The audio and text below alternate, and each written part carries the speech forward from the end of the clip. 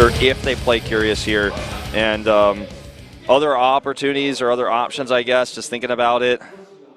I don't think we want to see Bomber, to be honest. I don't think he's the right pick right now. Taking a quick look at their bench, seeing what they have. They've got Keen over there. Yeah, I don't want to see Keen either, to be honest. I think Alive's the best Terran they had to beat Stats with. I'm not saying that we might not want to see Bomber later, but not versus Stats. Like, if you're going to use Bomber, you're going to use him later on. You're not going to use him here, personally. I agree with you there. I think Curious is the right choice here. Yeah. You know, I'm not even a coach, but I think this is the way you got to go. Yeah, I mean, it's the Pry on Terrace's follow-up if he wins. Yeah, I mean, it's like putting your win in the first game into like a second game even, so it feels like even like a bit facetious to say like, well, if he wins, this is a good map on game 3, but you have to hope that he wins. Think about Pry on Terraces, like, if you don't want to go for a ZVZ, if you wanted to go for a ZVZ, who do they got on KT? I mean, they've got Lenok. Yeah. Yeah, the like, other Elzerg is out of here, so we don't like to talk about him anymore. But Lenok hasn't seen much play. You know, do you send out a Protoss? Well, that's a very strong Zerg map. So I feel like this is the time where you get Curious to get you 2 wins. And if he goes down, I mean, you weren't going to have too much of a chance after losing both Alive and Curious anyway. Yeah, so. I have to agree with that sentiment overall. Really just, if you're going to use Bomber here, I think it's a mistake. I think Curious has to be the choice overall, and this is different from the GSTL because you don't choose the maps. You know, I know GSTL is like 3 years long over, but I like to bring that up because a lot of people, I think, when we go to this all-kill format, gone but not forgotten. Wolf. Gone but not forgotten. I'm like, let's all just like have a moment of silence for the GSTL.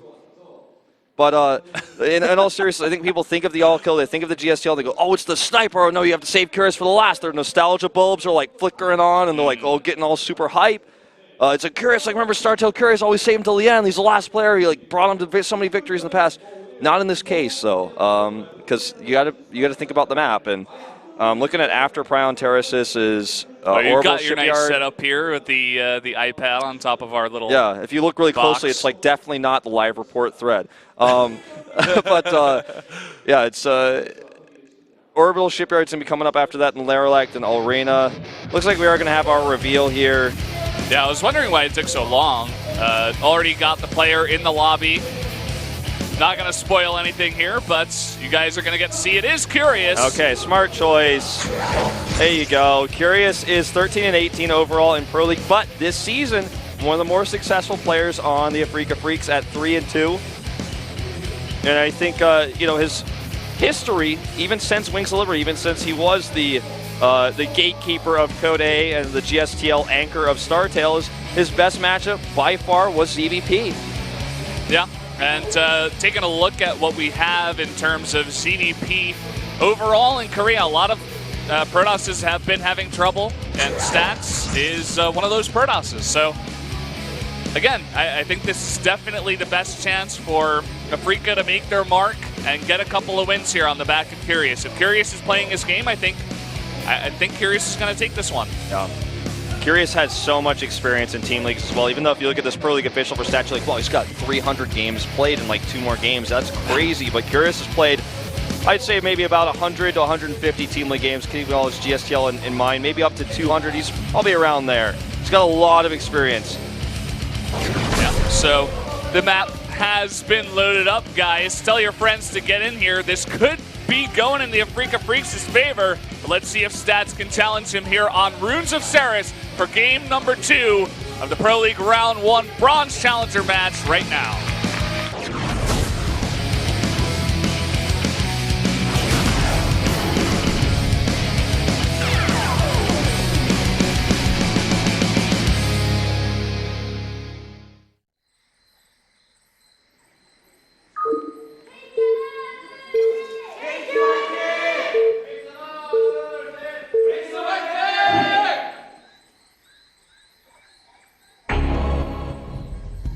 In the bottom left, in the red, winning that last one, it is Stats, looking for a second kill. And his opponent to the top left in purple, it is the Afreeca Freaks' Curious, the gatekeeper. We'll see if he can turn this around for Afreeca Freaks. Very important, very pivotal moment here If he loses, I think their next bet is like to try to PvP stats with Super or something, which is a pretty tall order, okay? That'd be a pretty interesting Brian Terrace's game, a PvP between stats and Super. But yeah, a lot of extra minerals going on that one. Yeah, that could get pretty wacky, in fact. But yeah, I think this is, just looking at the spawns right now, I think this is pretty good for Curious. I think he would have liked cross spawns as well, but he can expand far away, and he can put on that pressure, you know, get to lurkers and try to seize the third base or the fourth base of stats even. Yeah. If it does get there, I think this is pretty decent. Once he does scout this, I don't think he's going to be too upset. He's going to be really happy about his Overlord Scout getting this right away as well, so that's a big bonus. It can give him a huge idea as to what he's up against. It looks like he is going to go for a double hatch before pool, and when he gets in here with this Overlord, he's going to know this is totally safe, this is going to be totally fine, and he's going to be able to get away with this safely. So I do like Curious's position here in this early game. Stats is going to go up to the top. You can see on his face, I think he saw that Overlord, and he was like, all right, I know where I'm going. And he's heading right over there. Interesting expand spot for Curious. Decides to expand towards stats, doesn't go away from stats. Could denote possibly some aggression coming out of Curious on 3 bases, or maybe just not scared of stats being this close.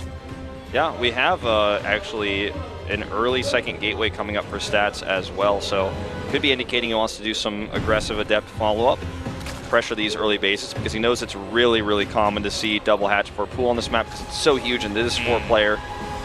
Yeah, I think he did put that down before the third hatch did come down, but knowing that he's this close, the closest spawns on the map as well, and just what you were saying about the double expand, I think it's a good choice out of stats. I'm just not sure how much damage is going to get done, especially because it's totally scouted by Curious. I think that like the last 2 or 3 times that I've seen it in Korea, it just gets totally shut down. You make a big swell of lings, you have your pool in time, you've got 2 queens, that's more than enough. As long as you can jump onto those adepts and you don't let them get away from you, you should be okay. Yeah, I think the idea here too is just kind of like, let's see how many lings I can force, let's see how much pressure I can put on, let's see how much he commits. He's actually going to spend or channel both chrono boosts. There's not even like an official term for that anymore. You can't say he's chronoing the gateways because it's like they're always on now, but he's channeling that chrono on those adepts. And I think he is, yeah, I was going to say, I think he's just going to switch off of this. He's going to go into his Stargate as a follow-up. Oh, look at the scout timing for Curious, so he's going to see it right away. That is so fantastic. I love the cycling of the Overlords by Curious. One goes in and down to the natural, and another one comes in behind it to go for the second scout, and he's actually keeping it on the edge there. Yeah, I think he does see the Stargate. Let me just check to make sure. Yeah, he does, but he's not showing stats that he has seen it. Yeah, exactly. That's the best way to do this. And Forge coming up now for stats as well. He's going to be taking a third base with this. Just shading for scouting reasons and also forcing a few lings. Not very many. But if you look at this actually, I mean, stats is already ahead in probes versus a 2-hatch before pooling. He's even going to start harassing now with these adepts. There are 2 more on the way, don't forget. And look at this. Oh, gets the shade into the main. This is a big problem for Curious. Well, this is exactly what I was talking about. Don't let the adepts get away from you. He just wasn't paying attention, and all of a sudden, 2 adepts pick up 8 drone kills. More than that, 9, 10. And now we can actually just sit in between the minerals. Look at that, targets down, goes in between the minerals, gets another one, gets one more, 13, that's way too much damage, and boom! Is now in the natural, and drones are having to fight adepts. He's got 15 kills. That is almost game-ending damage, StarCraft fans. That's a disaster situation for Curious for sure. I don't think he should have taken 15 drones and damage from 4 adepts. I mean, they're a pretty good unit, yes, but they're not supposed to be that good, that's for sure. So Curious kind of in an awkward spot now where he has to massively drone up, and he's just going to rely on a bunch of spores to deal with the Phoenixes for now, but a nice follow-up with like +1, a bunch of gates, go Phoenix Adept. I think that would be pretty nice for stats, especially given the close positions here. Yeah, I think this is something he's definitely considering, because Curious now has to make tough choices about his droning.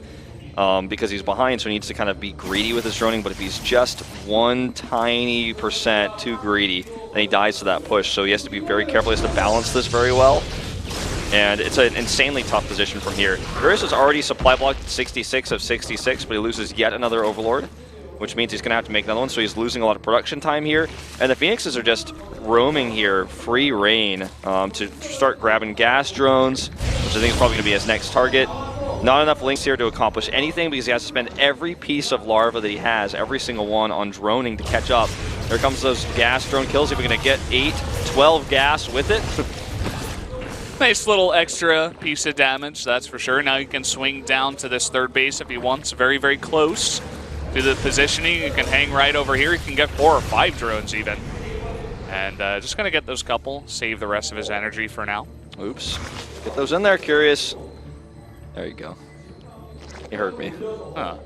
Okay, this is interesting out of stats. He's going for double robo instead. Not going to go for a big follow-up. Just going to say, hey, I can get out 1 million immortals and go for a follow-up push like that. And that'll be very strong as well. It's going to come a little bit later, but still can do that damage. I think he has scouted this Hydralisk den. He's done it by now, at least. Yeah, I think so. So he knows the fall. He knows what's coming. But he's going to get, like you said, 1 million immortals, 2 at a time. Yeah. And it won't take him that long because he's got Chrono Boost. So charge on the way as well. I do like this. It's going to give him a lot more flexibility to do run bys, harass, warp prism harass later on. With the 2 robos he has, you can easily make warp prisms en masse and just keep sending one in whenever one is destroyed. He also didn't take his gas as third bases very early, so he's going to have a lot of extra minerals to make Zealots with, not as much the gas. He's going to be sending most of that into his immortals and his upgrades, like the +2 he just started right now. And I really like Stats' position here. Curious needs a miracle in this game, and I'm not sure how it's going to happen. He has to be greedy. He's already taken a lot of drone losses. I think he might take a few more here at this gas. Yeah, 1, 2, 3. Yep, just going to go for 3, but you can see those Phoenixes just continuously using their energy. Almost all of them. I think there's like 1 more lift. This is kind of unfortunate, loses 1 there.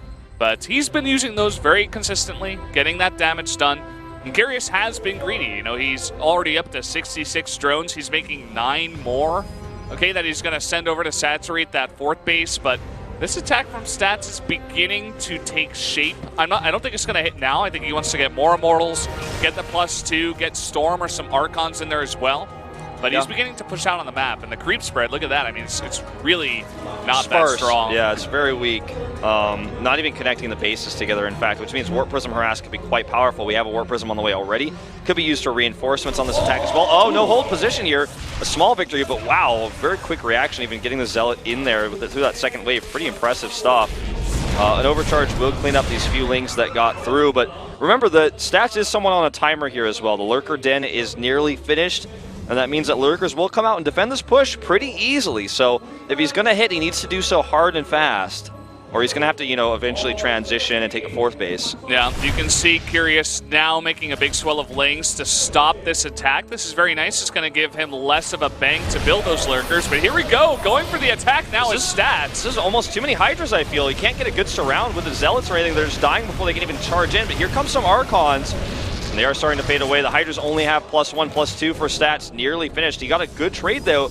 And it's actually buying him enough time to get those Lurkers out. The Den's done. 13 more Hydras on the way. He may be able to hold this and come back in this game. Stats is starting a 4th. Yeah, he does need to hold this attack right now. We do have the Lings in the front going for some tanking and a bunch of Hydras in the back, but is it going to be enough? We got a couple of decent force fields now. These Immortals and the Archons are doing so much damage. Oh, Immortals doing so much work here. Almost makes you wonder if people hold that thought, oh my god, these Immortals getting low. He's trying to start step forward. A huge warp in here. A lot more Hydras coming in though, but I think this is just a little bit too much for Curious to handle.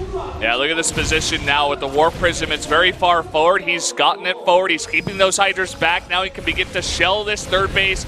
Should be able to take it down very fast. Let's see if Curious tries to counter here. He is going to. Really nice micro from Stats to pick up that really weak Immortal. Yeah, he has several barriers still available. That Immortal just used 1, but I think he's still got 3 left, if I'm not mistaken. So barriers still off cooldown. A few Lurkers join the fray here, and Curious does keep his 3rd base alive. Looks like he may just barely hold here, but I think the damage he sustained is just too much. And look at this, he's just gonna avoid those slow, out-of-position Lurkers and come over here. The Immortal micro is just so unbelievable. He's getting so much value out of them. 2 more join the fight. I think that just may be too much. The Time Warp comes down just as the Mothership Core goes down. And Curious only on 3 bases against a 4 base Stats here.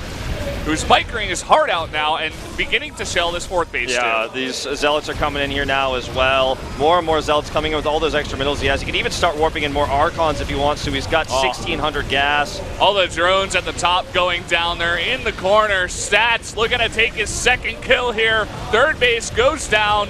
Now only on 2 bases, 1 mining. And that's just it, man. There you go. The last of the Hydras are down. He's going to have to type out. And I think this is the beginning, potentially, of an all-kill. GG. There it is. Stats taking a second kill. And as we said before, Wolf, if Alive wasn't going to do it, if Curious wasn't going to do it, who's going to do it? I don't think there's anyone left. I don't know, man. Just look at this lineup. Super and Bomber, I think, are the 2 players you want to use in this situation. But I don't think either of them are capable of beating Stats right now, to be totally frank. And I know people get upset when I'm really honest on my commentary, but I'm looking at the situation. I'm looking at Stats as PvP we saw from him in Star League. I'm watching his Immortal micro that we just saw from him in that game. How are you going to beat this guy in PvP? And how is Bomber going to beat him ever in any scenario? I don't know. Stats like sits on one of his hands and he beats Bomber. Yeah, and even if you do take out Stats, you got another fantastic Protoss, a name that a lot of people were mentioning over Stats, even who's Zest, now for Legacy of the Void. Also TY, known as the single best Terran right now in Legacy of the Void. That's Absolutely. all behind Stats, okay? So whoever's going to take out Stats must be on a godlike, billowy run right now. And that's what I'm talking about. We're at this point where I don't even know who's going to beat the first player. We're trying to figure this out. We're racking our brains. I'm sure right now Legend is stressing out. He's shaking over there on the bench. But you mentioned a good point. You know, what happens even after Stats? I think this is all right now about trying to stop the all kill because he's got the momentum now, and I don't think anyone could touch him. I'm very confident in his abilities to actually all kill here. Stats so underrated for such a long time, but he's breaking out, man. He's doing fantastic. He's getting the results. Guys, we're going to go to game number 3 after a short 5-minute break. Stay tuned.